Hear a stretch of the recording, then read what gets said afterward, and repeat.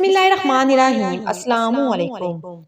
कमर और टांगों के दर्द से निजात के लिए 50 ग्राम हल्दी और 5 ग्राम कचौर मिला लें और सुबह शाम छोटा चम्मच चाय वाला दूध के साथ इस्तेमाल करें। अगर कान के अंदर जख्म हो जाए तो एलोवेरा का पानी निकाल कर कान के अंदर डालने से कुछ ही दिनों में कानों के जख्म बिल्कुल ठीक हो जाएंगे। अगर आंखों के इर्द गिर्द वाली जगह पर काले हल्के पड़ जाएं तो हल्दी में टूथपेस्ट मिलाकर लगाने से 1-2 दिनों में आपकी आंखें बिल्कुल सफेद और मुलायम हो जाएंगी।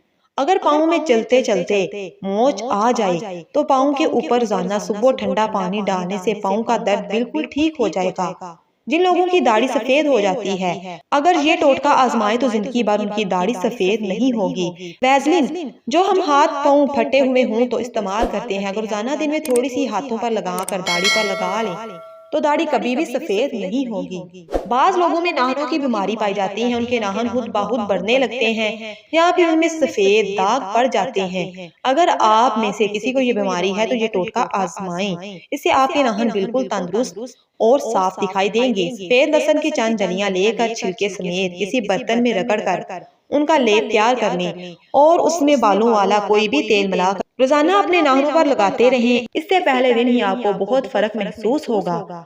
अगर आपका पेट मोटापे की वजह से आगे बढ़कर नीचे की तरफ ढिलक रहा है तो ये टोटका आजमाएं। रोजाना आधा आलू काट कर रात को सोते वक्त कटे आलू का आधा हिस्सा पेट पर मलने से आपका मोटापा कम होगा और कुछ ही दिनों में आपका पेट छोटा हो जाएगा।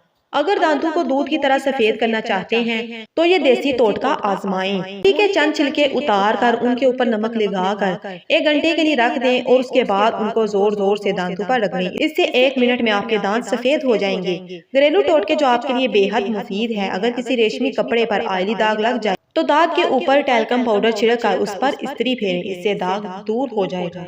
मजीद ऐसी वीडियोस के लिए मेरा हेल्थ विद ब्यूटी को लाजमी सब्सक्राइब करें।